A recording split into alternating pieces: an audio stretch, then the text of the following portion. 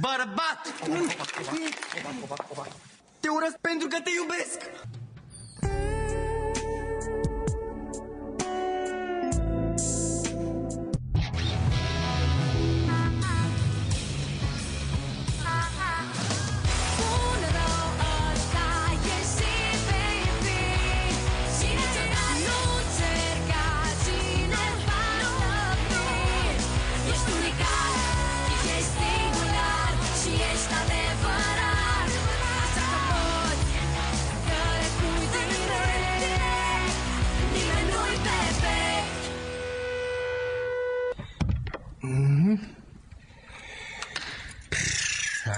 Așa. Am încuiat ușa ca să fim în siguranță. Na, băiete, cine o fi făptura asta din poză? Antoane, tu nu-ți amintești să fi văzut vreodată acest chip? E drăguță, dar habar n-am cine e. Da. Ia stați că am găsit aici în ordinul ăsta de plată. Uitați, îi trimiteați banii uneia Eva Stănculescu. Eva Stănculescu? Da. Ia uite, domnule, da, Eva Stănculescu.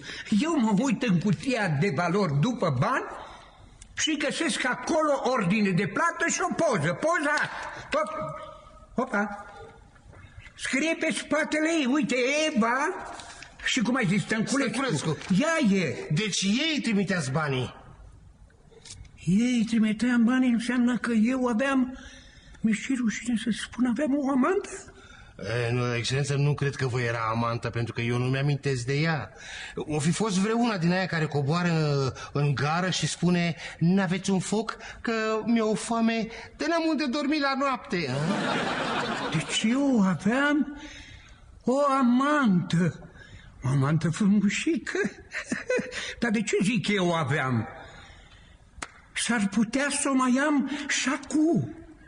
Mă îndoiesc că o mai aveți acum, că dacă nu i-ați trimis bani de atâta timp din cauza amneziei, sigur și-a găsit fata alt sponsor. Se poate spune și așa. Antoane, da. Nu există decât o singură modalitate să o găsim. Care? Să mergem la ea acasă. Păi și cum o găsim? Că presupun că din cauza amneziei nu mai știți niciunde stă. E adevărat, nu știu, dar aici, în actele astea, există, poate? Uitați, că am găsit. Uitați, la adresa asta stă. Vedeți? Avem adresa. Da. O să dăm de tine. Ia să vedem ce ați pregătit pentru ora de dirigenție. Parcă trebuia să faceți o compunere despre proiectele voastre în viitorul apropiat, nu? Maria, care sunt proiectele tale de viitor? Eu intenționez să dau la facultatea de medicină veterinară și să mă întorc doctor veterinar la mine în comună, împreună cu viitorul meu soț. Interesant. Viitorul soț e ipotetic sau deja ai pe cineva în vedere? Da, pe Oachi. Eu și cu Oachi ne-am îndrăgostit și intenționăm să ne căsătorim vara asta după terminarea liceului.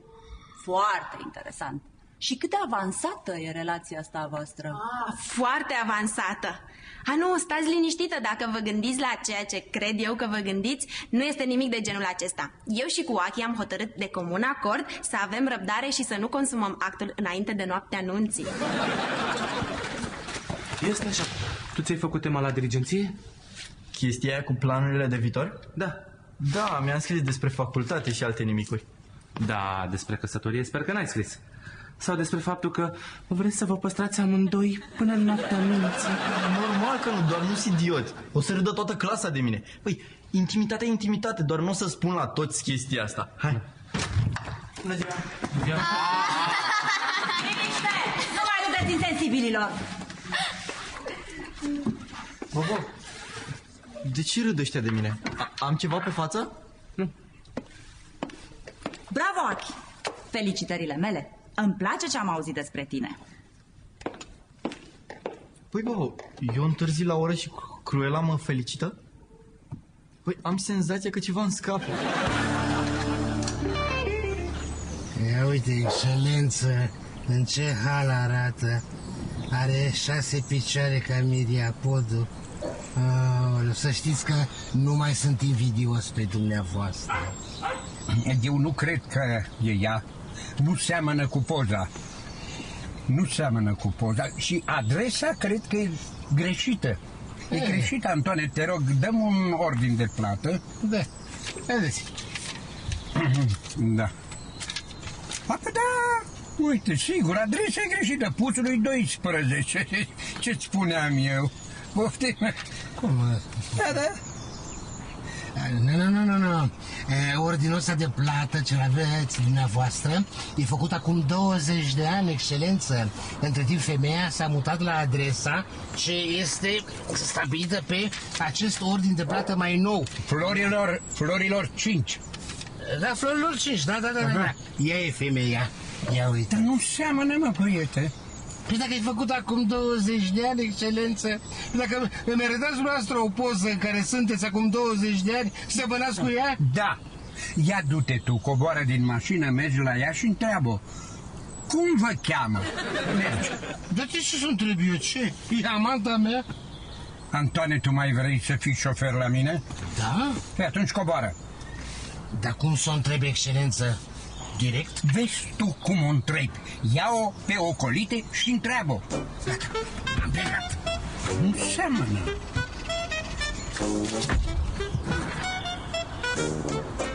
Doamne Dumnezeule, dă să nu fi fost amanta mea. Mă, Maria, normal că m-am supărat. Chiar trebuia să afle toată clasa despre chestia asta. Acum toți o să râdă de mine, mai ales Robert. Am înțeles, da. Imaginea ta în ochii celorlalți este mai importantă decât decizia noastră. Și ce dacă o să râdă Robert? Mă, Maria. Tu să nu râzi de Wacky, da? Măcar el o iubește pe Maria, așa în felul lui. Ia spune, tu mă iubești pe mine? Normal că te iubesc. Dovedește-o. Uite, îți jur că te iubesc. Mersi, Robert. E foarte ușor de spus. Vreau să-mi dovedești. Uite, ce faci după masă? Ce zi azi? Miercuri, nu? Parcă aveam ceva, dar nu știu ce. Sunt liber pentru tine.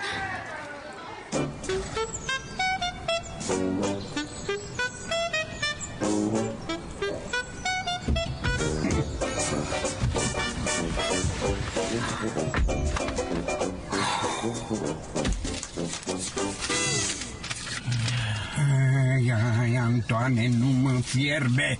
Spune ceva. De 3 luni așteaptă banii.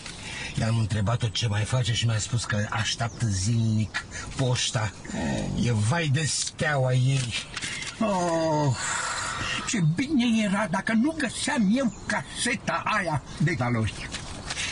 Excelență, ați putea pretinde că n-ați cunoscut-o niciodată pe această Eva. Da, pe n-am cunoscut-o niciodată pe Eva. Da, n-am bagă cheia în contact și dă-i brânci. Corect. E liber, domn profesor? Doamna directoare, ce surpriză! Sigur că da, vă rog, luați loc. Poftiți. Să știi că nu putem sta mult. Poftim? Mai trebuie să trecem și pe acasă să facem un duș, să nu întârziem. Stai, unde să întârziem? Păi mergem diseară în vizită la Popești. Nu ți-am spus? Diseară? Diseară este finala NBA, nu pot. Și ce dacă e finala? Poți să faci și tu un sacrificiu pentru mine, unul mic. Pardon? Tu numești mic sacrificiu pierderea finalei NBA? Nici nu discut. Azi am avut o revelație. Ce revelație? Când Maria a citit tema în clasă, am simțit ce profunzime sufletească e în nepotul tău, Wacky. Stai. Adică ce vrei să spui? Adică relația noastră e bazată numai pe sex? Mă. Mai încet când aud copii, încet. Tu nu mă iubești. Tu vrei doar sex, atât. Măi, mai ușor. Nu uita că tu ești cea care a început cu partidele de joacă, da? Nu eu. Și apoi oricum... Eu țin la tine. Dovedește-mi. Păi nu ți-am spus. Wacky se însoară cu Maria pentru că o iubește. Adică și ce vrei? Stai, nu trebuie să faci și tu la fel. Dar fă și tu un sacrificiu pentru mine. Bă, dar mai nebune cu sacrificiile. Ce sacrificiu vrei să faci? Să mergem diseară la Popești. Păi, dragă, mai încet. Te rog eu frumos, fă și tu măcar odată un sacrificiu. Pune-mă și pe mine măcar odată pe primul loc și nu meciurile și finalele tale.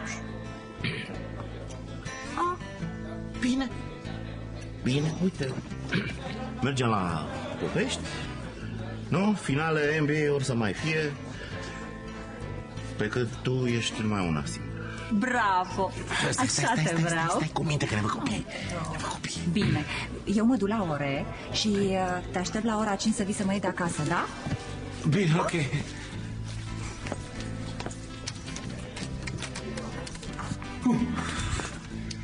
Domne, da. Mă gândeam acum că m-am întors pe unde am fost. Eu n-am condus niciodată ca lumea o mașină, nu? Aici cam aveți dreptate, excelență. De-aia mă aveți pe mine.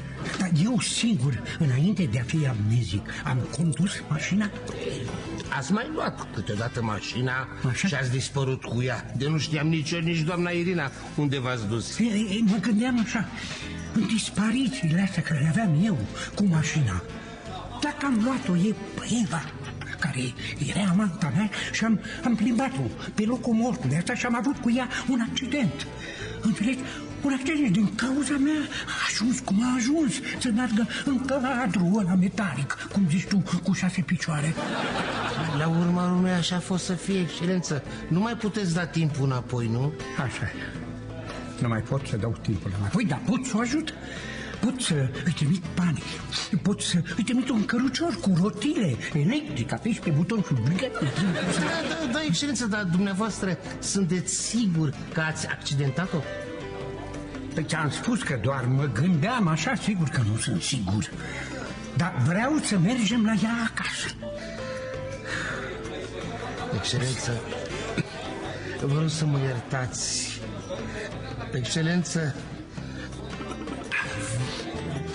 v-am mințit. Femeia aia nu e Eva. Dar cine e? E proprietăreasa la care stă Eva în gazdă. Uitați, ea mi-a dat cea mai recentă poză a Evei. Eva. Deci eu am o amantă tânără și zdravănă, nu e accidentată. De ce m-ai mințit, Antoane? Din gelozie, excelență. Speram că nu veți ști niciodată că Eva este încă tânără și frumoasă. Pe tine gelozia o să te omoare. Robert, ai fost un drăguț. Mă bucur că m-ai adus la cafenea. Dar ce-i cu tine? Că te văd așa cam iritat. N-am nimic, Pisi, te ascultam. Ziceai că sunt drăguț. Robert, dar tu tot nu mi-ai demonstrat cum mă iubești. Păi cum vrei să-ți demonstrez? E simplu. 1. Să-mi cumperi flori de 2 ori pe săptămână. 2. În fiecare zi să mă iei de la școală și să mă aduci acasă. Da, noi stăm în capete opuse ale orașului. Foarte bine. Cu cât e mai mare distanța, cu atât îmi demonstrezi mai mult că mă iubești. Dacă stăteam în același bloc, ce mare lucru era să mă duci la școală și înapoi. Da, Pisi, e logic. Hai că te duc. 3. Să-mi cumperi hăinuțe, să-mi faci cadouri și multe, multe surprize. Bine, Pisi, îți cumpăr. Robert, dar ce-i cu tine? Te grăbești undeva? Sau te plictisești cu mine? Nu, iubita mea, te ascultam. Uite, parcă ziceai ceva de niște haine. Da, uite, mai bine ți-ai luat niște notițe ca să nu uiți. Hai, scrie 4. Hai, scrie. Și cum vă spuneam, dragele mele, când am ajuns acolo, nu mai aveau decât genți verzi și pantofi albaștri. Cum să-mi iau pantofi albaștri și geantă verde? Nu. Eu puteam să-mi iau și ciclan cu venil, că al meu tot nu observa. E cam posacte la o vreme. Da, dragă, și al meu la fel, uită-te la el cum stă. Acum ce să fac? Pentru că vreau să-mi cumpăr și pantofi, dar vreau să-mi iau și geantă. Nici nu mai număr. Am uitat șirul. Da, am cam ruginit, Antone. Asta e. Trebuie să fac mai multă mișcare.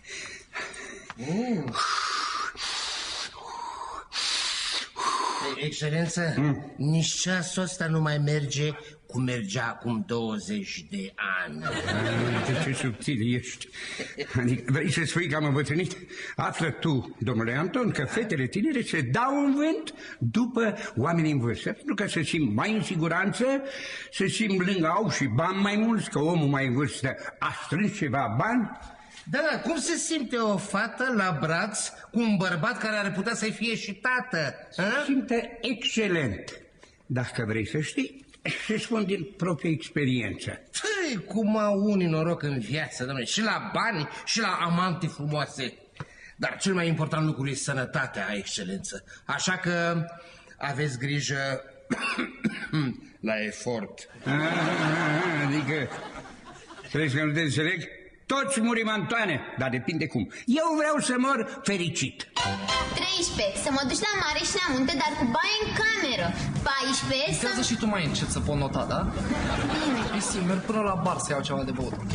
Robert, dacă tot te duci la bar, să-mi iei și mie un cocktail din ăla cu cireașă. Cu cireașă roșie? Da. Ah! Finala NBA? Da.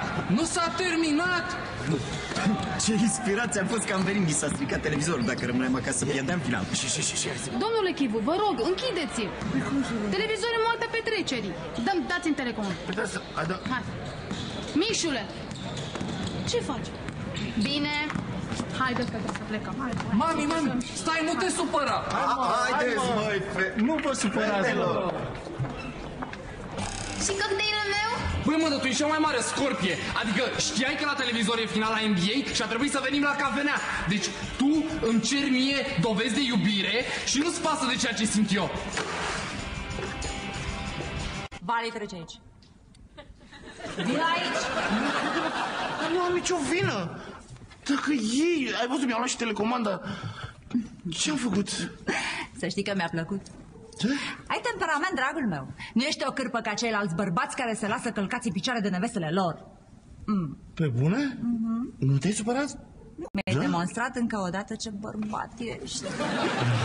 Acum ce zici? Ne uităm și noi la un coș fantastic? Vrei să... Oh, yeah! Fii atentă, cine zi, fii atentă. Deci, ăia în alb sunt... Bună ziua! Seara! Da, seara, bună seara. Mi-a adus flori? Da, uitasem de el. De ce? Mai mult la ziua mea. Preventiv. Oricum nu mi-a adus niciodată nimic în afară de bani. Nu, stai jos.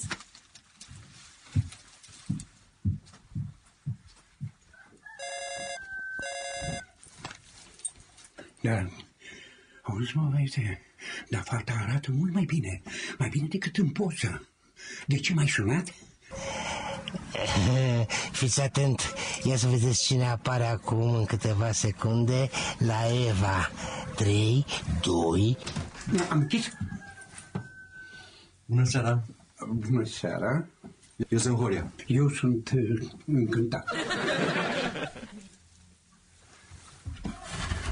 Nu vă spărați. Nu. De unde o cunoașteți dumneavoastră pe Eva? Eu pe Eva o cunosc de foarte multă vreme, așa de multă vreme încât am și uitat de când o cunosc. Horia, mulțumesc. Văd că l-ai cunoscut pe tata. Da. E tatăl tău? Da.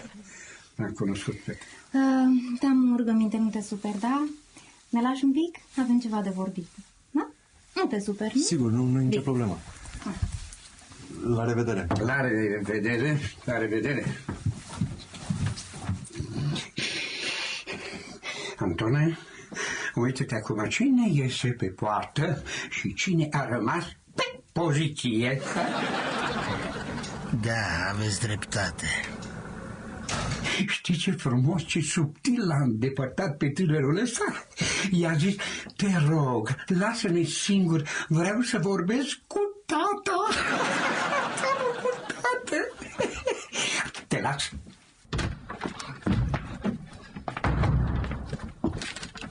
Hai. S-a terminat, normal.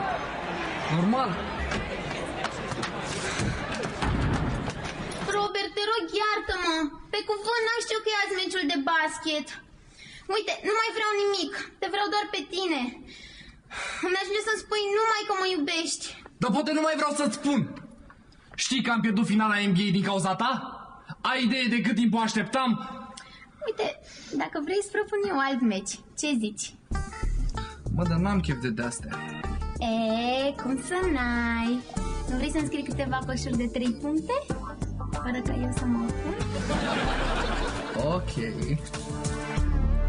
Unde ai dispărut 3 luni? Credeam că ai dat bir cu fugiții. Sau că ai fugit cu o artistă. Cu artistă, să nu trebuie cu artistă. Ce a fost acum. E bine că ne-am regăsit, că te pot privi. Hai, lasă-mă cu dulcegăriile, că știi bine că nu sunt genul. La mine nu ține. Relația noastră e foarte clară. Vrei să bei ceva? Asta vreau să spun. Vreau să beau, să bem împreună. Dar o ferie vreau. Bine, hai că ți aduc. Da.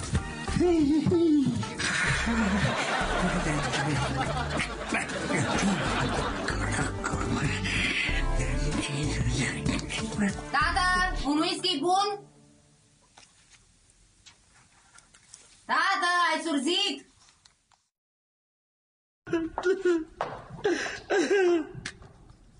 Ai văzut, băi, actriță mare aici, bă, frate. Sau, mă rog, actor, că nici nu mai știu ce sunt. A scos o rochie de mireasă din plasă. Să nu-mi spui că o ia de nevastă. Ați făcut sex? Adevăr sau minciună? Adevăr. Bună ziua! Tată, nu credeam că voi trăi această rușine. Fii sigură că e ultima noastră ceartă. N-aș fi așa sigură. Să stăm cu toții sub același acoperiș. Cum poți să spui